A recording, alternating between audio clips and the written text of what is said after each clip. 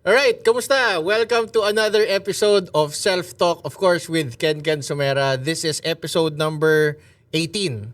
And this is a very special episode kasi I'm gonna interview and gonna talk to, of course, my dad. And bakit special tong episode na to? I do believe that not all people have the chance to get to like ask very specific questions sa parents nila. And itong episode na to ay naka-dedicate para doon. Okay, so let me introduce my dad, Lem. Lemuel. Hi, good morning to you all. May pangalan pa, Lemuel. Kamusta, Dad? Okay. Okay I'm naman. Yeah, explain ko lang din bakit nag-uusap naman kami palagi ng dad ko online, pero it's a rare chance din na nandito ka sa Manila ngayon. So, could you give a background kung nasan ka nakasituate? I'm situated in LA today. I came here for the baptism of my grandson, my second grandson, to, celebrate his first birthday and to be with the family and celebrate Thanksgiving. Okay. Pero Dad, siguro as of ngayon, recording natin ngayon is February 2026, no? Again, evergreen ng internet content eh. So how old are you right now?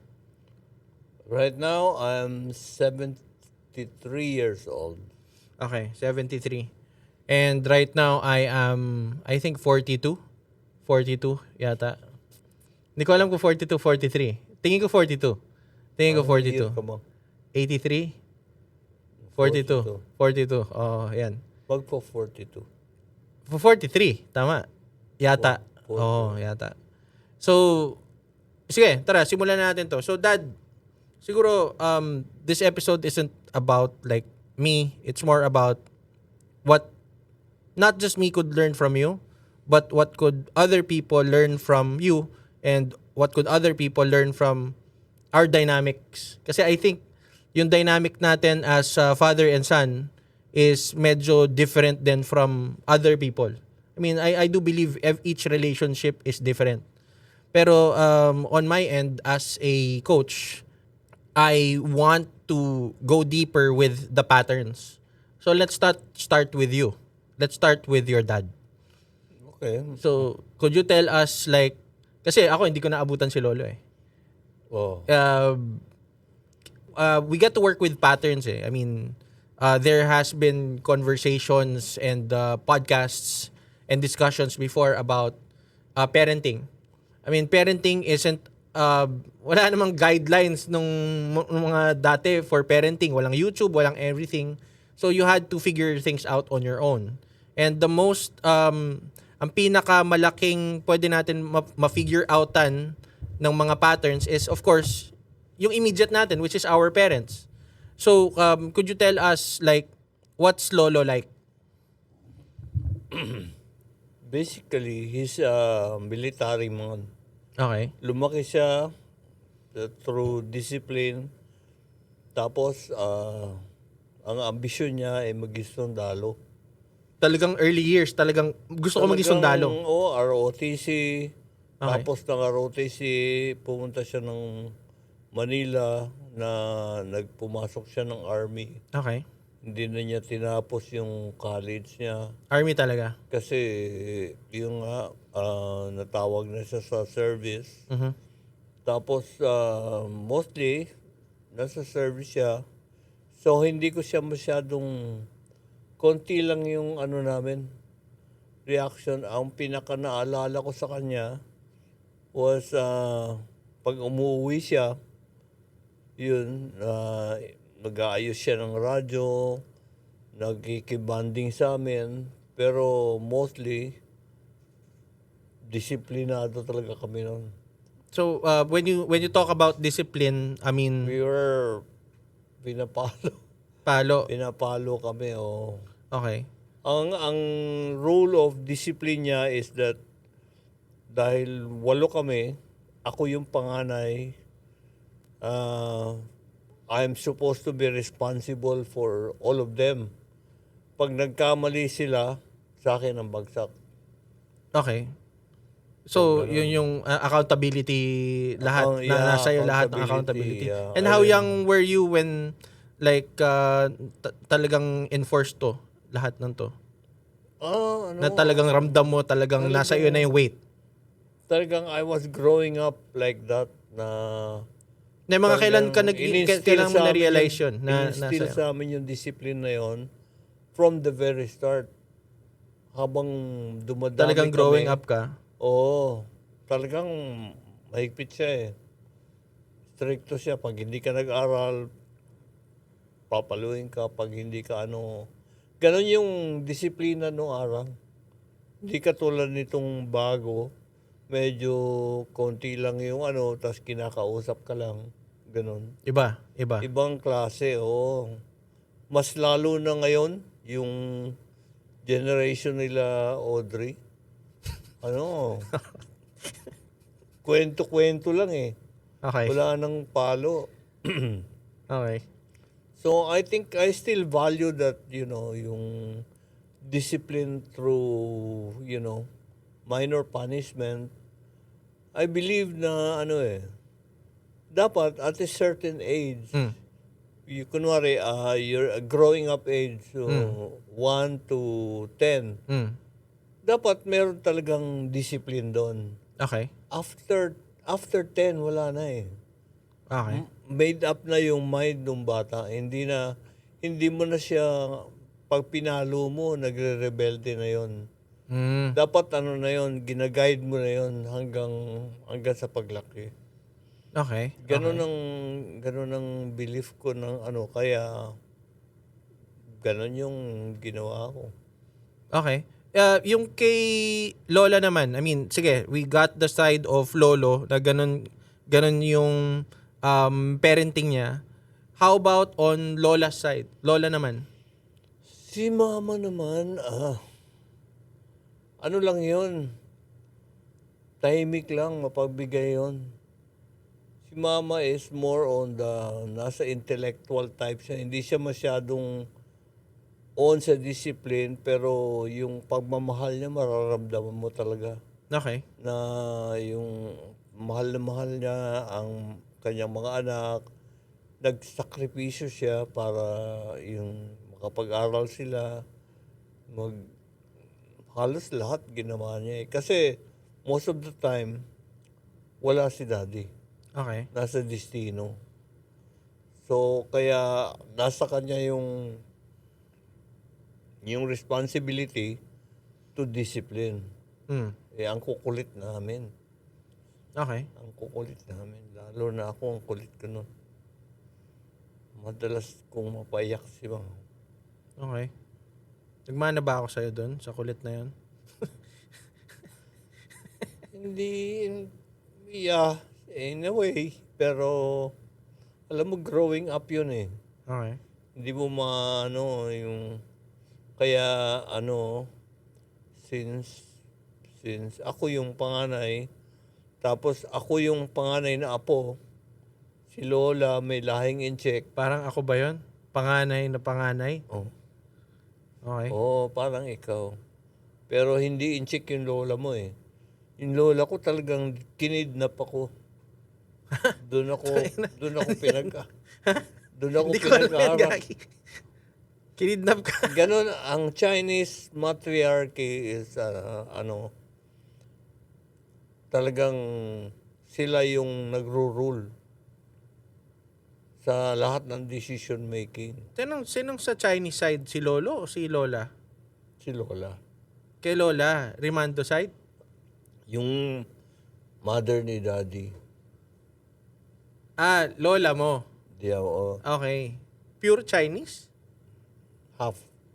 Okay. Okay. Half Chinese. Kaya yung mga belief niya, mostly Chinese. Okay. Masyado superstitious. Tipid sa pera. Okay. And do you think your identity growing up was absorbed from their generations? Or could you say that ikaw ay nakabuo ng sarili mong identity? Looking back, I think nabuo ko rin yung identity ko kasi ang naging guide ko nung nag-aaral ako ng college is the brother of my father, the youngest. So siya mismo ang nagbabantay sa akin noon na hindi mapariwara yung Okay. yung pag-aaral ko. Okay. Looking back naman, who's like the greatest influence in your life? Whole life, hindi lang younger years. Whole life. Greatest influence. Pwedeng madami kasi. I mean, you could get influence from a book. You could get influence from, gets mo, what shaped the identity of who you are right now. It could be a long lost friend. It could be like a parent. It could be halo-halo yan eh. Si Son Goku, ganun. Halo-halo eh. The greatest. I mean, if you could think of top two. Wala akong nakitang masyadong role model. Wala. Wala sa grandparents, wala sa both sides. Wala. Tapos, nung nag-aaral ako, malayo ako sa bahay. Hindi. Talagang Talaga lahat sa sila Bisaya, Manila, tapos ikaw lang yun nandun sa Visayas? Yeah, ako lang nandun parang ako yung bunso ng lola ko. Ba't ka lumayo? Hindi, kinuha nga ako eh. Kinidnap nga so, ako eh. kaya ka nasa Siliman? Walang masabi si daddy. Kasi siya yung panganay, ako yung panganay. Tapos 8 kami. Hindi niya ako maasikaso. Kaya ka nandun sa Siliman? Kaya kinuha niya ako. Parang sabi niya, ako na magpapaaral nito. Okay. Oo. So with high hopes na transference. Ganun yung goal nun. Siguro. Sige, let's move forward. I mean, ina-identify ko lang kasi yung from lolo and lola. 'Di ba? Oo. Ngayon, siguro let's go to friends. Friends naman. I mean, what are your thoughts about friends? I mean, I've seen you as a person na marami kang kaibigan. No, I think nakapag-usap din kami ng isang kapatid mo. Ang napag-usapan din namin before was parang sa sa circle natin, more on we're always blessed with a lot of friends. I mean, kahit sinong kapatid mo, kita mo maraming palaging maraming circles and friends. Yeah. Oo. So, what are your thoughts with friends as life, happened? Ako, I value friendship because friendship tends to, when you develop relationships, tendency is you grow together. Okay. You share stuff together and kaya importante sa akin yung mga kaibigan. Okay. Kaya if I feel betrayed, naaasar ako doon. Yung mga traidor ng mga kaibigan, naaasar ako doon. Were there moments in your life that may nag-traidor sa yung kaibigan, pero after how many years nakapag-reconcile kayo and, seems like nothing happened? Wala. Never. Pagka talagang fuck you, tapos tangina mo, bahala ka sa buhay mo. Meron akong best friend. Okay.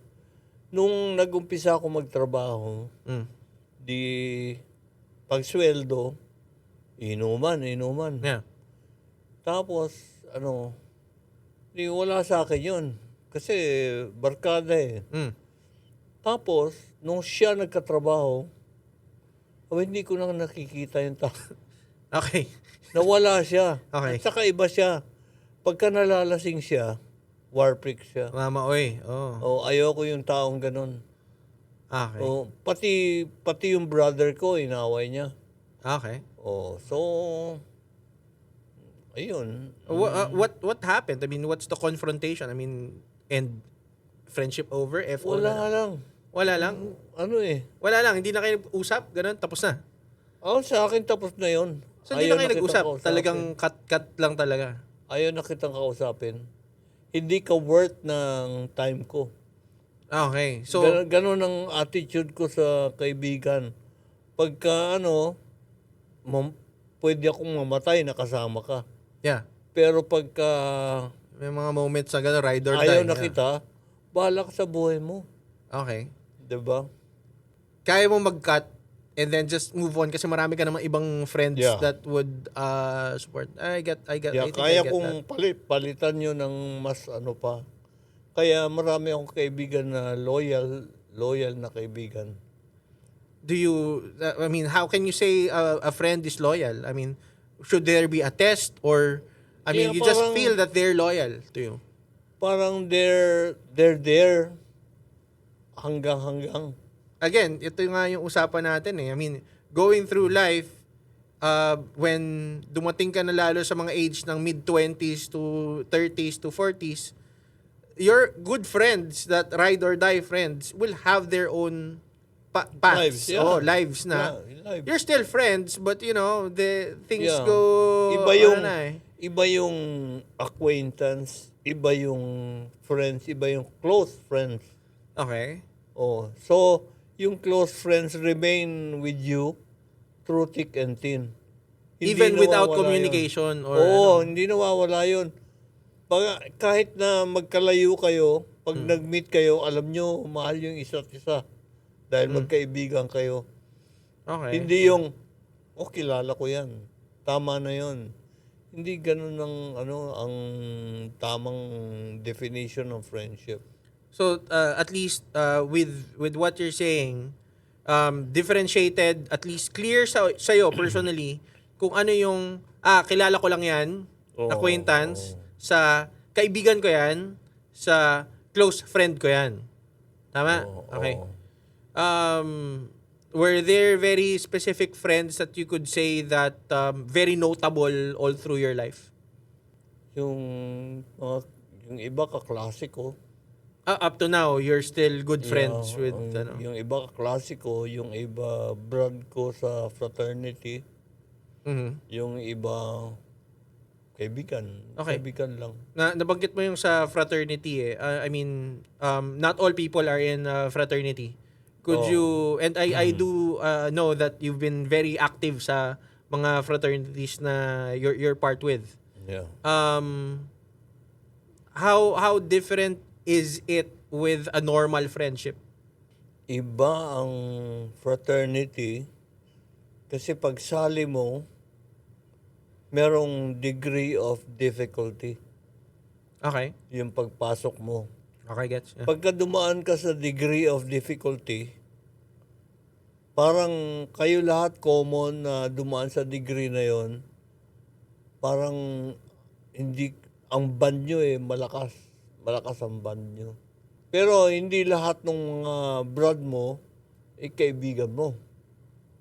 Oh, may mga brad akong Oo. kupal. Nakaaway ko pa. Minsan Talagang nag-aaway sa ano eh. babae eh. Minsan ganun nga yung ibang nagiging-issue talagang namin. meron, ugali nila yun eh. Hindi mo mawawala sa kanila yun. Okay, okay. Nasa yun na yung kung iintindi mo sila or, itsapera na sila. Kasi, alam mo, ano yan eh, parang both of you are belonging to a circle, di ba? Ito yung circle The tribe, mo, ito eh. yung The tribe, circle yeah. niya, oo. Once upon a time, nagkadikit yung circle nyo, that was the time that your lives touched. Sa initiation. Oo. Tapos, ano siya, pag lumalayo na siya. At saka na naman kayo nagkita pag dumikit na naman yon. So ganun, medyo ganun mo nakikita yung brotherhood. So Yeah, iba yung term ng brotherhood dun sa friendship. Iba rin yung mga kabrad mo na friend mo rin. Oo, iba rin yun. Iba rin Ang yun. madidistinguish mo yun kasi katulad yung meron akong brad na darating ngayon March. Mm. Sabi niya, gusto niya ako makasama kasi magse-celebrate ng anniversary yung fraternity namin sa Cebu.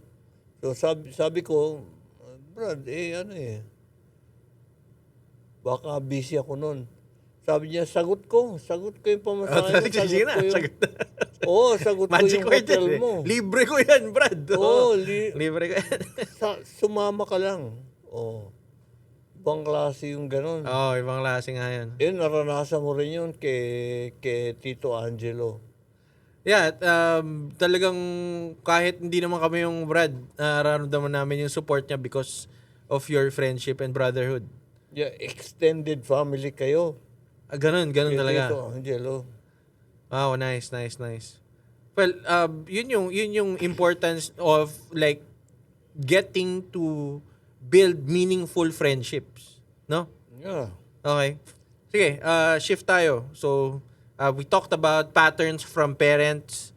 We talked about friends. Siguro ang nasa utak ko ngayon. Guys, wala akong ano dito Di ako nagplan. Sabi ko, nag-uusap kami ni Erpat papunta dito sa Q Studios is wala akong questions, wala akong I'll just go with how I feel. Mas authentic, 'di ba? So siguro let's talk about sabihin natin ideals. I think hindi ko alam kung sa'yo ko narinig yun o dun sa isang friend ko. Meron isang ideal na principles can kill. Do you have like strong beliefs that you stand by mula noon hanggang ngayon?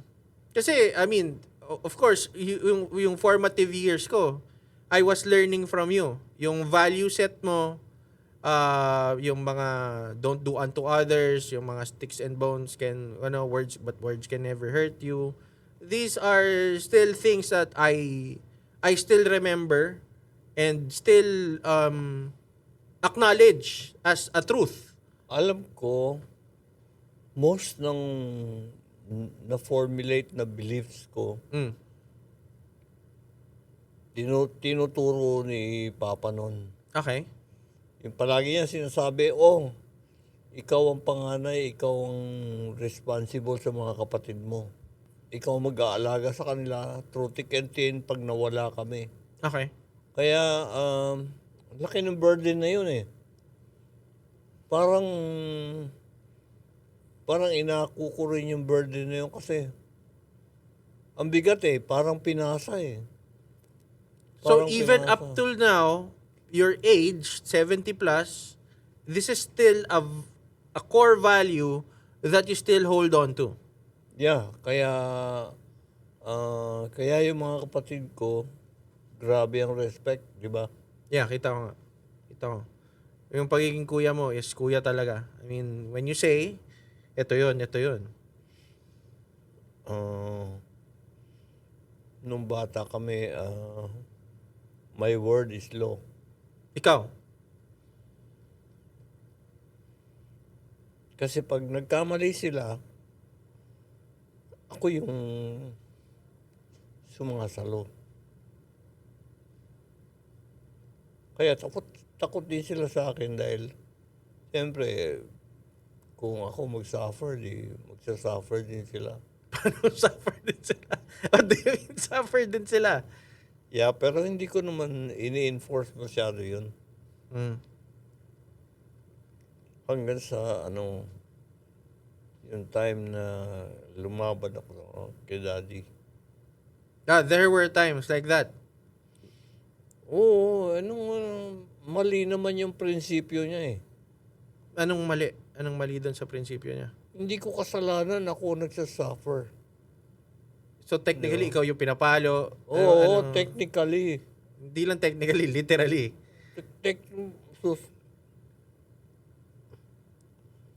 Talagang disiplina yung kanya. Okay. But, mahal ko naman si Daddy. So that's pero other values that you could remember. Like up till now, yung talagang kaya mo sabihin na ito pa rin yung paniniwala ko hanggang ngayon, hindi nagbago to. Ito yung dapat. Yeah, ano pa rin, kung ano yung, yung nakalakihan ko. Kasi, ang belief ko noon is that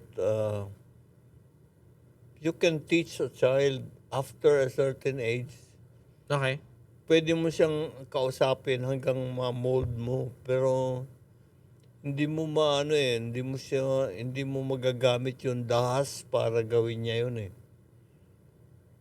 Kung kita mo, example ko si Audrey. Si Audrey nung kinakausap ko siya, Hi sa kapatid ko. Hello. matigas ang ulo. Tigas pala ulo mo eh. Matigas ang ulo, oo. Tigas ng ulo Pero mo. ang ginawa ko noon,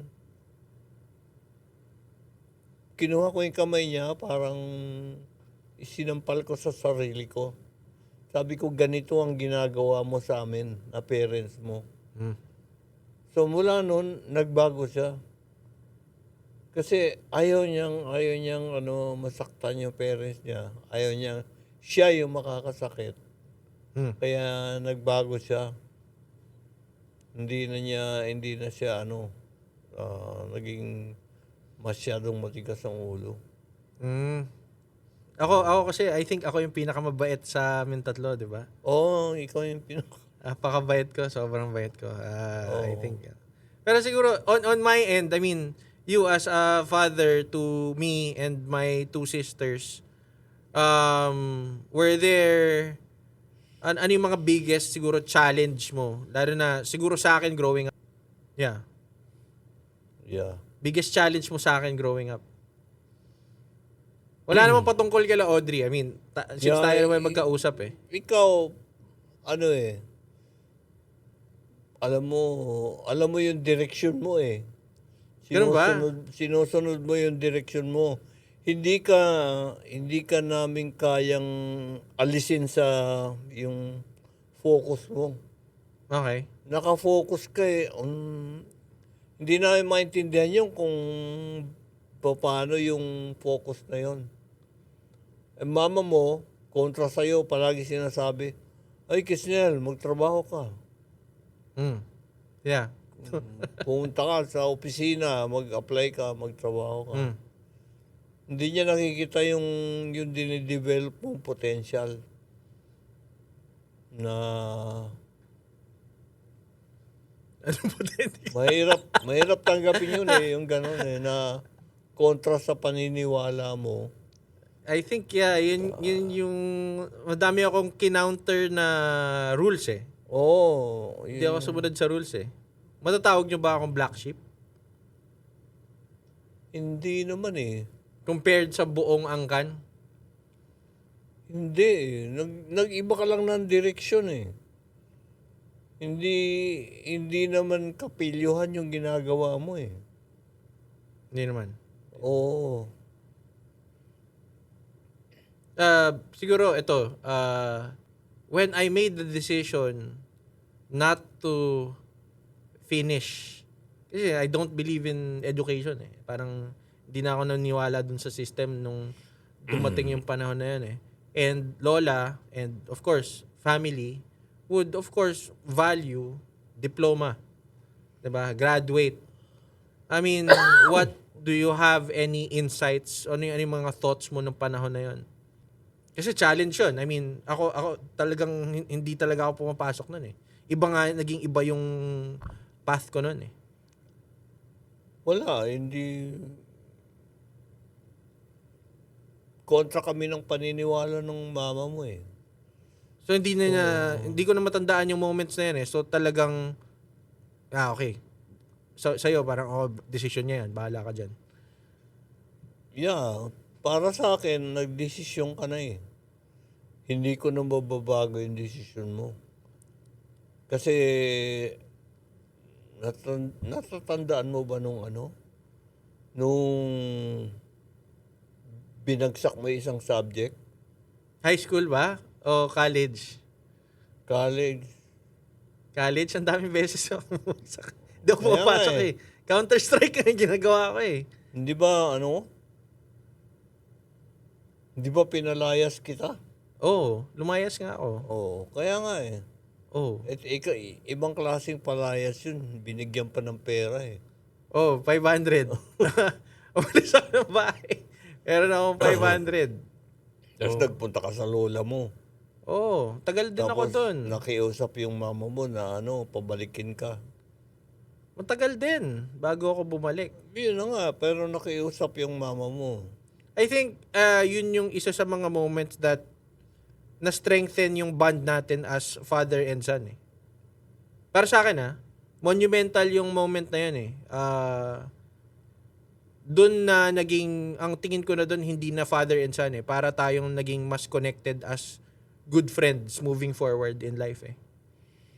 Yeah, kasi that time, na-respect ko na yung ano mo eh. Na meron na akong belief nun.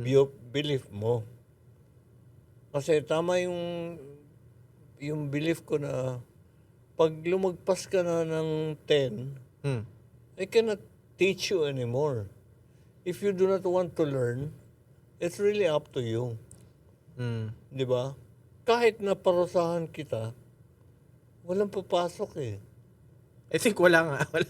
Yeah, walang papasok Wala. Kasi, I know, nasa genes mo, nasa genes ninyo, ang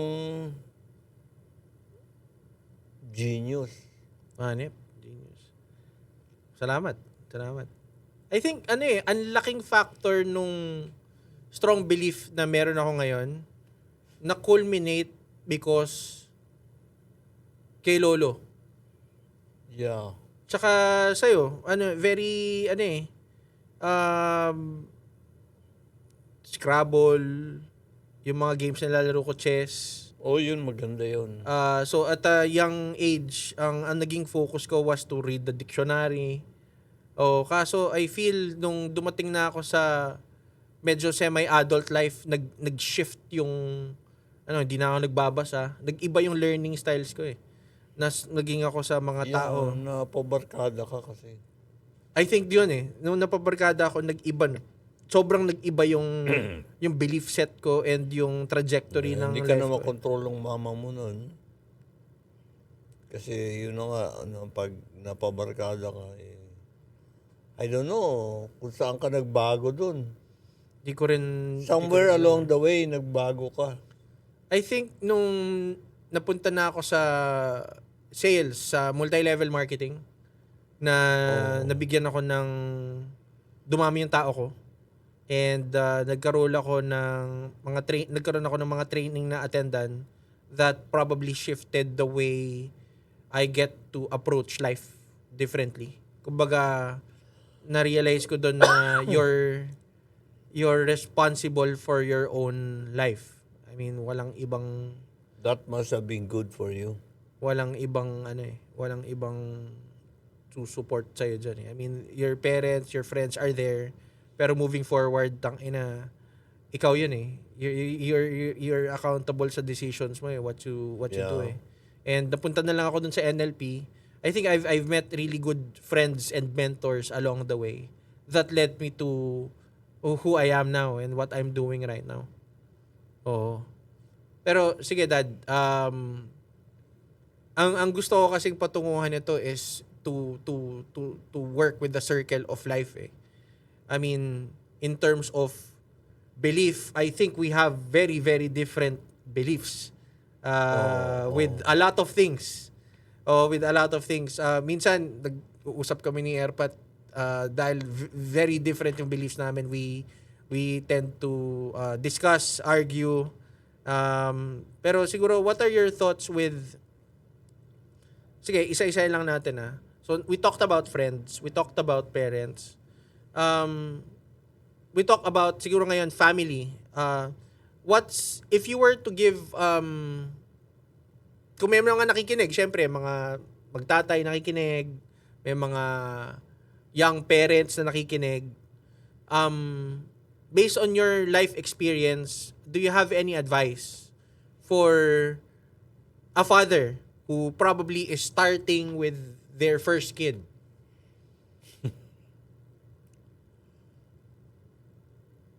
Kapa-kapa eh. kailangan kapain mo kung ano ang namomold na karakter ng bata. Hindi pwedeng ano yung gusto mo na susunod. Kailangan pakiramdaman mo yung saan papunta yung yung parang future ng bata. Okay. Kasi ang bata is influenced, one, by the parents, two, by environment, and three, by himself. Okay. Na, yung learning curve niya, pumupulot siya eh. Okay. Tapos pinapractice niya. Mhm. Yun yung time na kukuha siya ng ng isang belief, tapos pag na-prove niyang mali, ay mali. Papalitan niya. Yun yung growing stage. Okay. Yung growing stage na yun. So hanggang young adult, dapat nag-guide siya. So, dapat yung father is talaga father figure up to the young adult stage. Pero hindi dapat siya na hindi dapat siya yung tutok na tutok. You give, nilagay ko yun sa notes ko before for coaching eh. Parang, you should give the person to self-correct. Yes, give him time to self-correct. Ang dami ngayon, hindi na nakakapag self-correct eh. So, hindi nila alam yung gagawin. Always dependent with... Hindi kasi, una, ignorante sila sa nangyayari sa kanila eh. So when you do not know the circumstances why you're acting like that, chances are you follow it through. Chances are you follow it through. Tapos pag nakita mo na mali, that's the only time you shift and change. Or when somebody tells you about it and you realize that what you're doing is wrong. Okay. Ano yan eh, ang mistake dapat ma-realize mo siya bago mo ma-determine na it's a mistake. Kung hindi mo aminin yun. It's a self-conscious thing na hindi naman yan mali. Okay. Yeah, because set na yung mind mo eh, na firm na siya. Ganun siya. Curveball question siguro. Tingin mo ba we grew up well? Sa tingin ko, okay naman eh. Yeah, although Were there like any like things that I should have done this, I should have done that? Meron bang ganun? Wala. I mean, sa amin, wala na naman. I mean, kami, kita mo naman kami, wala naman kaming kahit anong... Hindi ko lang masabi Mm. na ito dapat ang naging way mo or ito dapat ang Kasi kayo nag-build ng relationship na yun eh. It's how you relate to your sisters Yeah. and the way that they will relate to you. Ganun yun eh. It cannot be dictated by outside force. Sige, let's move forward. Meron ka bang like idea? I mean, I think most of the things that we disagree or discuss on is more on the spiritual stuff. I don't want to dwell with it, pero what are your beliefs on that? I won't give an opinion. Ano lang, sa'yo lang. Well, Para daanan lang natin yung oo nga. life circle. Kasama yan eh. Next natin is health. Yeah, naniniwala ako na a person should have a spiritual guidance. Whether it be from God or from other things. Basta, meron siya spiritual guidance because that will only give you your, tawag dito? Stability. Parang, kampante ka yung, that will, kung wala yun, ano ka eh, ang bilis mo mag-crumble. Mm. Kung wala yung ano na yun, marami ang nagpapakamatay dahil sa ganun. Mhm. Wala silang yung higher belief or stuff. Para sa kanila, end result na yon. Okay. Pero yung iba na who look up and look forward to, mayroong takot, hindi nila gagawin yung alam nilang bawal gawin. Parang ganun. Ganun ang belief ko sa religious system. So it's a personal thing. Yeah, it's a personal thing. It's a personal Hindi thing, ano yan eh. It's not something that everyone should have like Nasa tao yan nasa eh. tao siya. Okay. Sige. Let's go to health. Oh. In regards to health, I think you've gone through a lot already. Any guide, any things that you could share sa mga audience na wag na ninyong gawin to. Kasi mararanasan nyo ito pagtanda nyo. Oo nga, ano. Nasa iyo yun kung you want to share what you felt or kung ano man nangyari, it's up to you so that may background sila. Yeah, ano yan eh. Habang bata ka pa, ang advice ko is huwag mong abusuhin. Ay, inabuso mo ba? Abusuhin yung pagkabata. Inabuso mo ba? Tingin mo inabuso mo yung pagkabata mo? Oo, abuso ko yan. Dumating ang point na 3 araw hindi ako natutulog. Ganun. Basta makatambay lang. Mm. So, tapos kahit na ano, kinakain mo.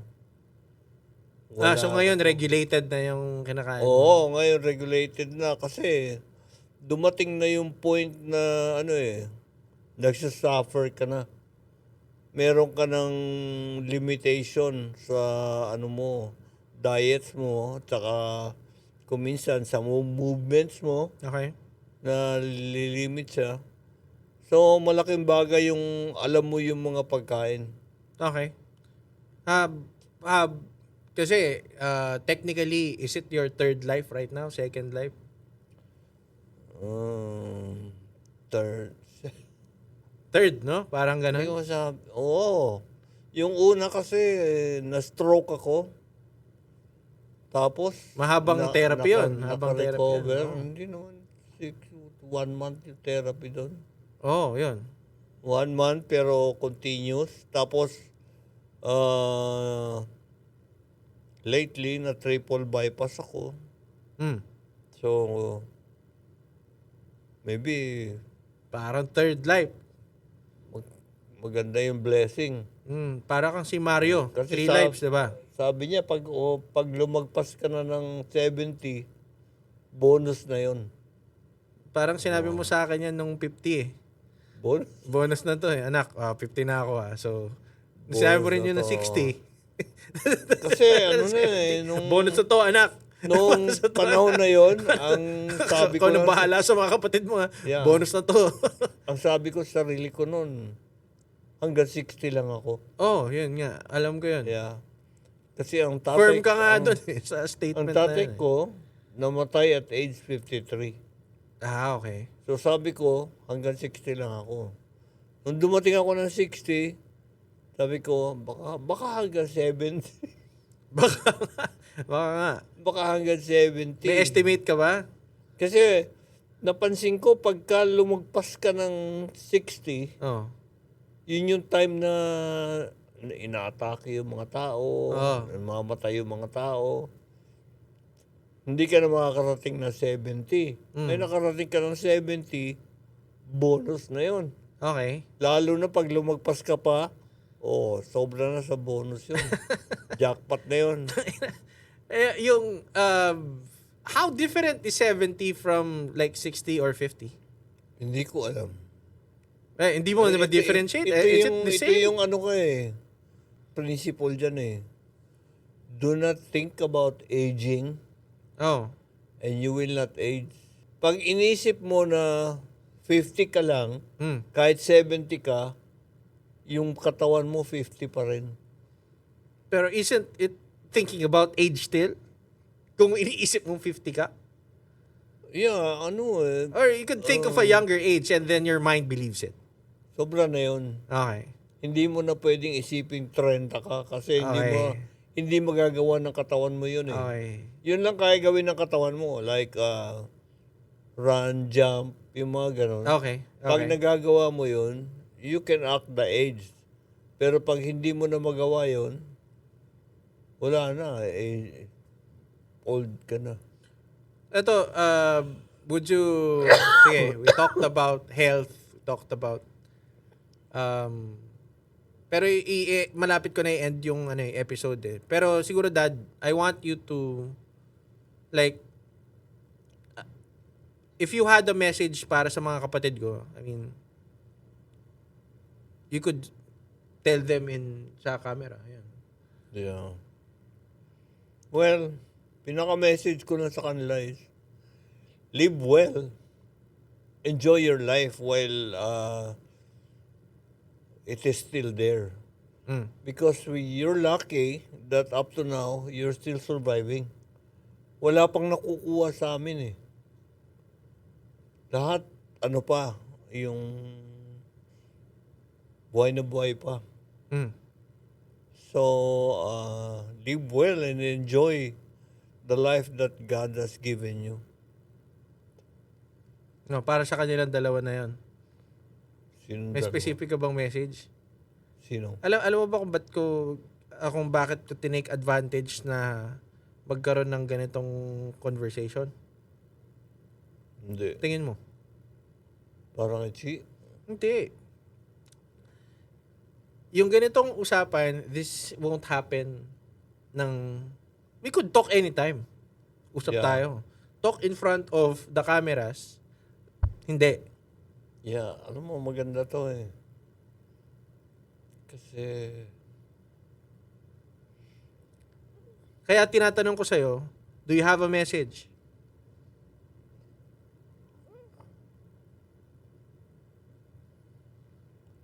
right now, hindi ko may... Kasi, maganda to. Pag wala na ako. Iyon yung rason ko.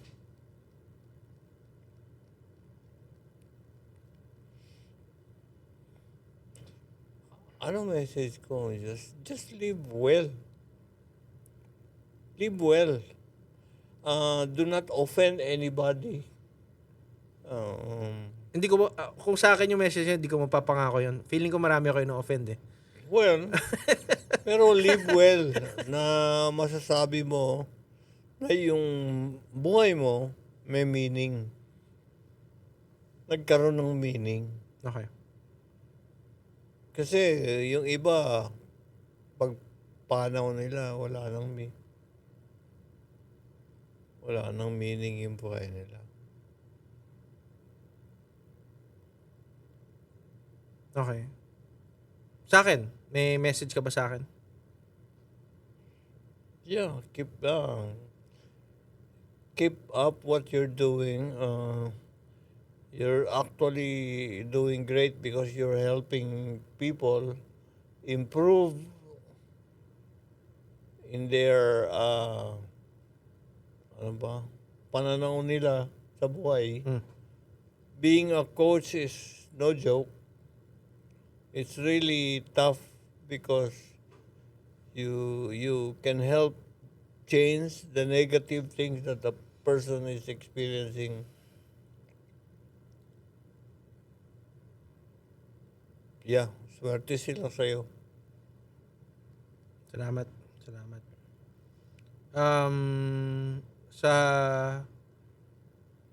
Well, you could talk to them in private na lang din.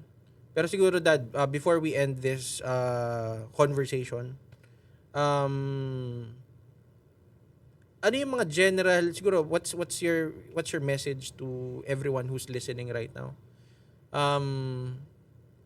Through your life, what are the valuable lessons that you could like impart As you, as you. As you. Yeah. Sa ngayon, alam mo, looking back, I feel that I have been lucky in life that I have had good relationships and good friends and live life as is.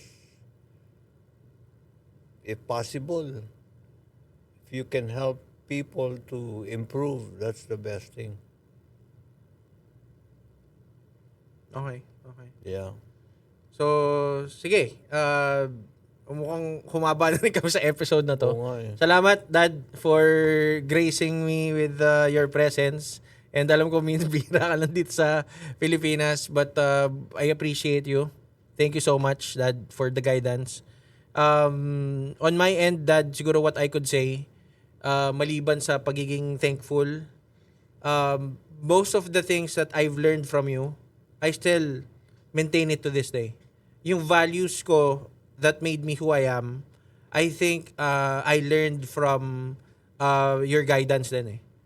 Okay? And kaya firm pa din ako dun sa mga ibang beliefs ko because yung like yung mga teachings na tinuturo mo sa akin from kila Bruce Lee, yung mga favorite mo, yan sila Jet Li, sila sino yon, si Stevie, si Jackie Chan. Hindi. Si yung Aikido guy.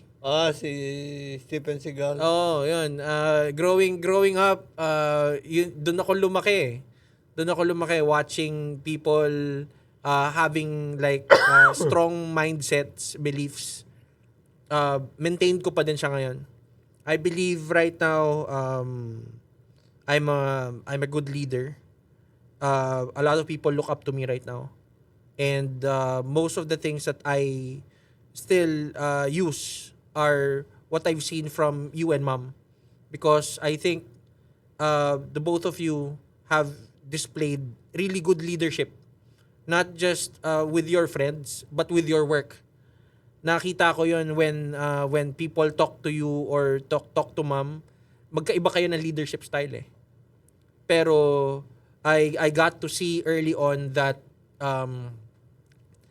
charisma was there. I think you were blessed with charisma. And you were blessed with good communication skills. That's why energy of the people around you is good. Kumbaga, nag-gravitate. And early on when I was starting to study neuro-linguistic programming, I had to map these mental models because wala ako ibang mental model kundi ikaw at si Mama and yung ibang mga naging leaders sa life ko, mga boss, coaches, and everything. And as I was mapping that, most of the skill sets that I had to work on were already innate kasi subconsciously imprinted na yun sa akin watching you and watching Mom be leaders of your fields. Gusto ko yun i-acknowledge, Dad, because again I think napag-usapan din namin ni Tito Ray noon, parang sinabi niya, alam mo Ken, the apple doesn't fall far from the tree. Kung anong tigas ng ulo mo daw. Sobrang tigas din daw ng ulo ko. Meron din akong mga strong beliefs na yun na yun. That's it. Yun na yun eh. Yun na yun. It could adjust a bit, pero if given real fact, I could adjust naman. Pero I think dun tayo medyo naging magkapareho din. Dun sa stubbornness na yun. But I do agree with you that we're lucky. Ako, I'm lucky that syempre buhay pa kayo ni Mama. And then there are yung sisters ko lumaki din ng maayos. And if yung question kanina na tingin mo ba we grew up well, I do think yes. I do think yes. wala naman ano naman, we're working on our lives, and I think comparing to the world right now, ano naman, I think we're doing okay. Ano pang masasabi ko with this episode? I could say with this episode that I played safe. Feel mo ba? I played safe. Oo. The reason why is this is a good conversation. And why did I play safe? Because it's online. We could always talk Yeah. about anything privately. Diba? It's not sensitive. Oo. So, yun lang. Thank you then for everyone. And ito episode na to, it's not easy eh. Going to this episode kanina, I feel ang dami natin iniisip na question, ano pag-uusapan. Pero I think we did well this episode. And again, Dad, thank you so much for gracing us with your knowledge and understanding. And this is episode number 18. So, ang title ko na lang dito is My Dad. So, yun lang. Salamat. See you on the next episode of Self Talk with Ken Somera. Bye-bye.